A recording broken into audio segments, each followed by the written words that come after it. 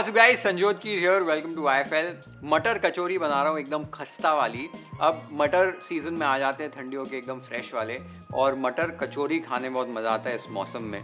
और ये वाली जो रेसिपी है ना, एकदम खस्ता तरीके से कचौरी कैसे बनानी है, उसका डो परफेक्टली कैसे लगाना है वो आपको बता रहा हूँ। और फिर साथ ही में वो एकदम डिलिशियस वाली मटर वाली फिलिंग कैसे बनानी है एकदम आसान तरीके से, वो आपको बताऊँगा।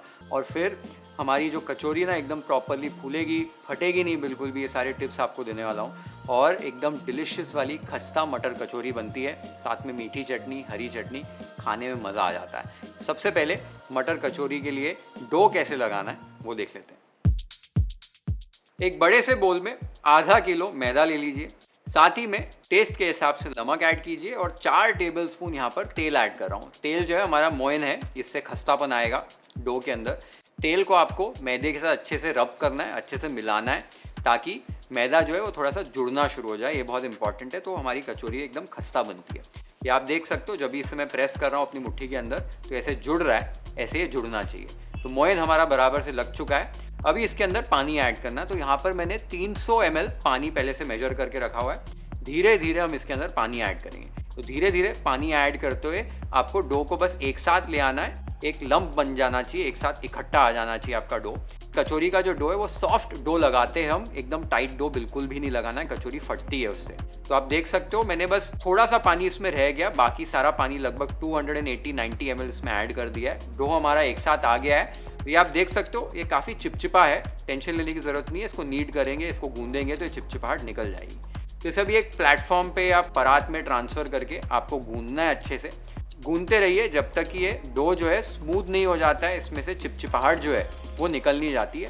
5-6 मिनट लग जाएंगे, बस अच्छे से इसको गूंदना है। तो ये आप देख सकते हो एकदम सॉफ्ट हो गया हमारा डो, इसमें बिल्कुल भी चिपचिपाहट नहीं है। इसका एक बड़ा सा डो बॉल बनाइए, एक बोल में ट्रांसफ़र कीजिए, ऊपर से तेल लगाइए कि ऊपर से डो हमारा ड्राई नहीं हो जाए, और फिर एक मॉइस्ट कपड़े से ढक दीजिए और 2 घंटे का अभी इसमें आपको रेस्ट देना है। तो कचौरी का जब आप डो लगाते हो ना, तो कुछ चीज़ें बहुत इंपॉर्टेंट होती है। सबसे पहली चीज़ ये होती है कि मोइन लगाना बहुत ज़रूरी है। जो हमने तेल ऐड किया है ना, तेल ऐड करके वो रब किया और जो डो साथ में आ रहा था वो इंपॉर्टेंट है, उससे हमारी कचौरी खस्ता बनेगी। दूसरी चीज़ ये इंपॉर्टेंट है कि आपको एक लूज डो बनाना है, आपको सख्त डो नहीं बनाना है जैसे हम समोसे में बनाते हैं। अगर वैसा डो आपने बना लिया ना, तो होगा क्या, जब भी हम फिलिंग भरेंगे और उसको सील करेंगे ना कचौरी को, कचौरी सील नहीं होगी। और उसका रीज़न ये हो जाता है कि आपकी कचौरी फटती है, जब इसे आप फ्राई करते हो तो वो खुल जाती है, क्योंकि उसकी सीलिंग जो है वो बराबर से नहीं होती है। तो एक लूज डो बनाइए, यह इंपॉर्टेंट है। तीसरी चीज़, डो को रेस्ट देना बहुत ज़रूरी है। 2 घंटे का इसे रेस्ट दीजिए।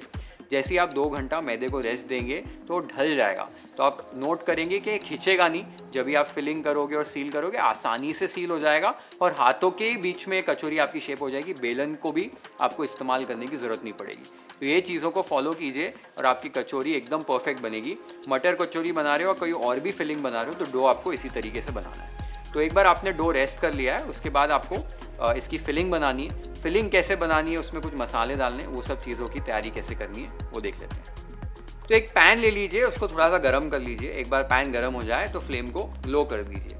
अब इसमें कुछ मसाले ऐड करने, 1 टीस्पून जीरा, 1 टेबलस्पून साबुत धनिया, 1 टीस्पून सौंफ और आधा टीस्पून साबुत काली मिर्च। ये सारे मसाले डाल के हल्का सा आपको भून लेना है कि मसालों में से खुशबू आना शुरू हो जाए। हल्का सा भून लीजिए, जलाना नहीं है मसालों को। एक बार आपने इन्हें भून लिया है, तब इन्हें एक बोल में ट्रांसफ़र कर दीजिए और साइड पे ठंडा होने रख दीजिए। इन्हें एक हमाम दस्ते में ट्रांसफ़र कर लीजिए और दरदरा आपको मसालों को कूट लेना है, एकदम पाउडर नहीं बना देना है। तो ये आप देख सकते हो एकदम दरदरा मैंने ये मसाला बना लिया है। अब नेक्स्ट एक पेस्ट तैयार करनी है। एक मिक्सर ग्राइंडर के अंदर 3 तीखी वाली हरी मिर्चें, 2 इंच अदरक, थोड़ा सा इसमें ताज़ा धनिया डाल देना है। बिना पानी ऐड किए एक कोर्स इसकी पेस्ट बना लेनी है, फाइन पेस्ट नहीं बनानी है, दरदरा इसको कूट लेना है। तो ये आप देख सकते हो कैसे ये मैंने एक पेस्ट तैयार कर ली है, ऐसी पेस्ट आप तैयार कर लीजिए।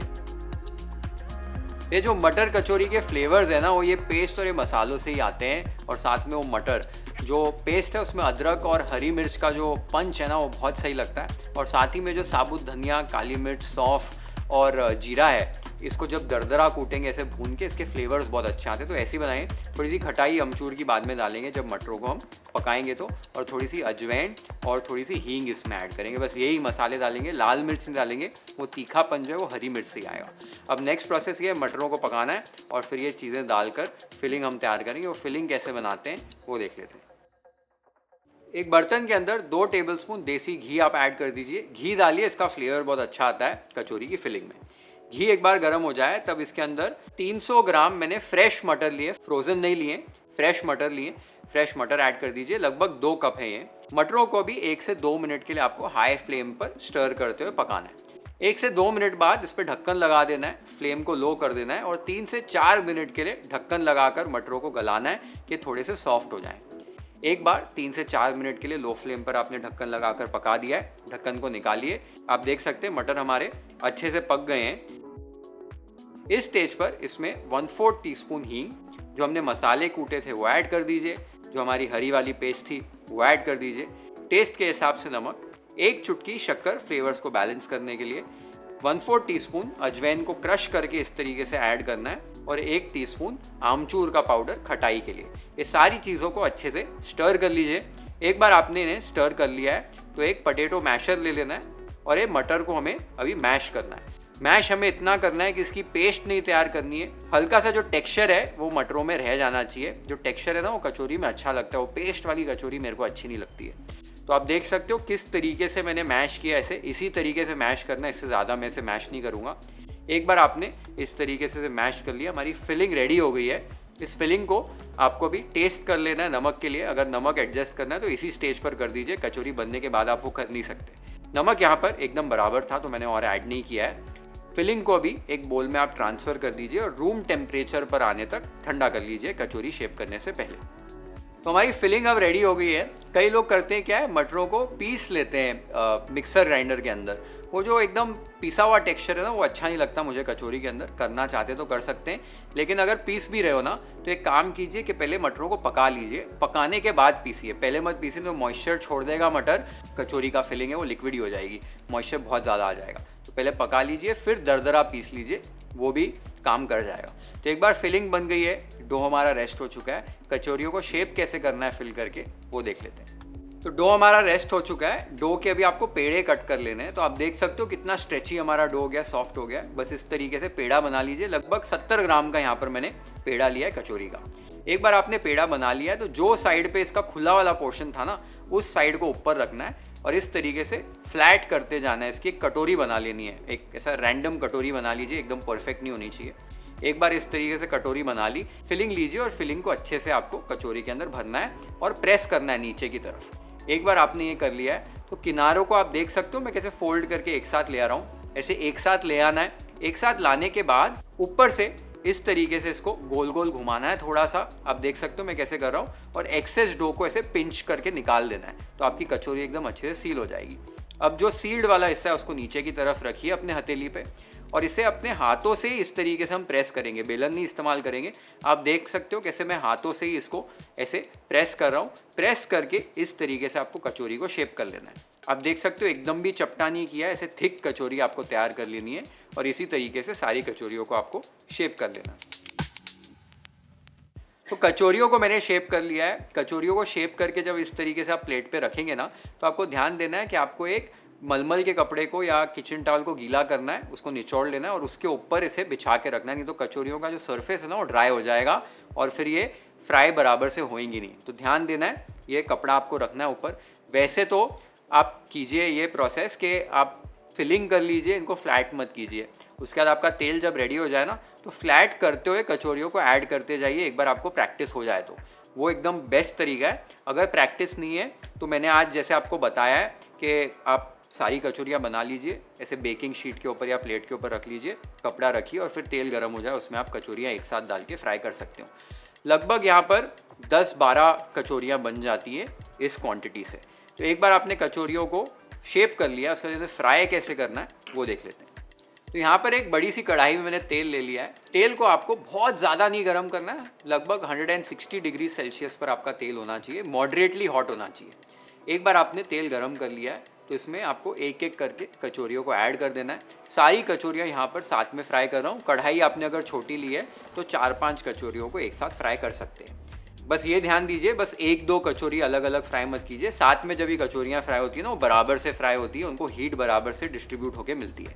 तो एक बार कचौरियों को डाल दिया है आपने तेल के अंदर, तो ये धीरे धीरे ना अभी ऊपर आएंगी तेल के। आपको बस करना ही है, करची की मदद से नीचे नीचे अगर आपकी कचौरी लग रही है तो उसको छुड़ा लेना है और फिर अब मीडियम फ्लेम पे आपको इसे फ्राई करना है। मीडियम या medium to low, high flame नहीं रखनी है। धीरे धीरे आप देखेंगे कि कचौरियाँ ऊपर फ्लोट हो जाएंगी।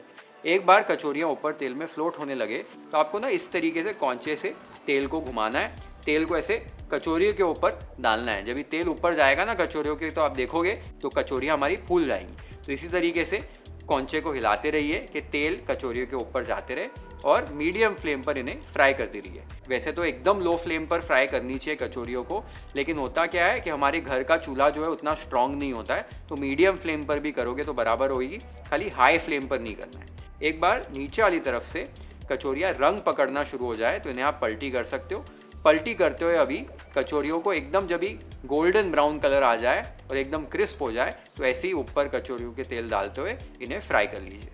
आप देख सकते हो कि एक भी कचौरी हमारी फटी नहीं है, एकदम परफेक्टली फूली भी हैं। तो सारे टिप्स को फॉलो कीजिए स्टार्ट से लेके अभी तक, तो आपकी कचौरियाँ एकदम परफेक्ट बनेगी। तो आप देख सकते हो हमारी कचौरियाँ एकदम गोल्डन ब्राउन हो गई हैं, एकदम क्रिस्प हो गई हैं। इस स्टेज पर कचौरियों को आपको निकाल लेना है और एक छन्नी में ट्रांसफ़र कर देना है कि एक्सेस ऑयल कुछ हो तो वो निकल जाए और हमारी एकदम खस्ता वाली डिलिशियस मटर कचौरी रेडी हो गई है। Let's plate it wifi style.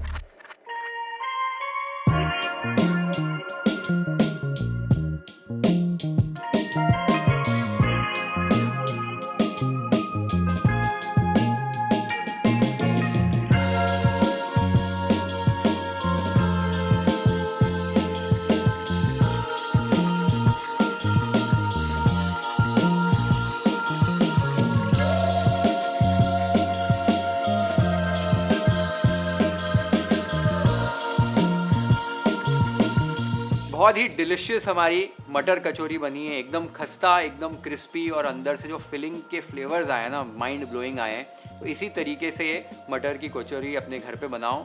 साथ में वो मीठी चटनी, हरी चटनी सर्व करो। मुझे तो वो हरी वाली मिर्च जो है फ्राई करके थोड़ा नमक डाल के खाने में मज़ा आता है। वो मुंबई में वड़ा पाव खाते हैं, समोसा खाते हैं, साथ में सर्व करते हैं, तो वो खाने में मज़ा आता है। तो मैंने आज वो भी साथ में सर्व की थी। तो इसी तरीके से बनाइए, एंजॉय कीजिए रेसिपी। कमेंट्स में मुझे बताइए आपको ये रेसिपी कैसे लगी। Share this video with your friends and family. Hit the like button if you've liked this recipe. Follow and subscribe to YFL if you haven't yet. Have an amazing time with this beautiful recipe at your home. Cheers.